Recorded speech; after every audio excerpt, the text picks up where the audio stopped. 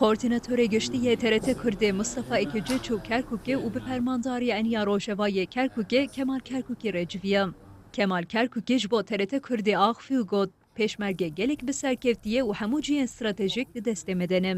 لە میحوەری ڕۆژئاو باکووری کێرکک پێشمەرگە زۆر سەرکەوتووە زۆر شوێن استراتیزیەکان لە دەستێتی نەوت ئاو کارەبا غاز هەموو لە بەرزایەکان لە دەست پێشمەرگەیە داعش دوور خراونەتەوە جاران لە مەسافەی 50 متر تا 80 متر نزیکی یەکتر بوون ئێستا ئەو مەسافەیە نەماوە.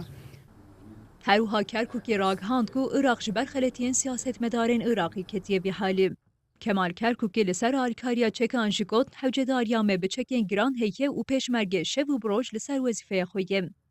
Kerkûkê diyar kir ku bi tenê çend gundên Kerkûkê di destê Daişê de mane û înşallah em ê wan jê rizgar bikin. شوێنیان ئێمە دڵنیان شوێنیان لە ناو کوردستان نیە ئێستا لەم میحوەرە میحوەری ڕۆژاو باکووری کەرکک هەموو گوندەکانی کورد لە دەست داعش ڕزگار کراوە هەموو گوندەکانی تێکەڵیش ڕزگار کراوە حەفدە گوندی هاوبەشیش حەفدە گوندی عەرەبیش کە لە ناو خاکی کوردستانە لەم سنوورە ئەویش ڕزگار کراوە قسمێک ماوە ئەویش لە ئایندە ئینشەڵا ڕزگارە.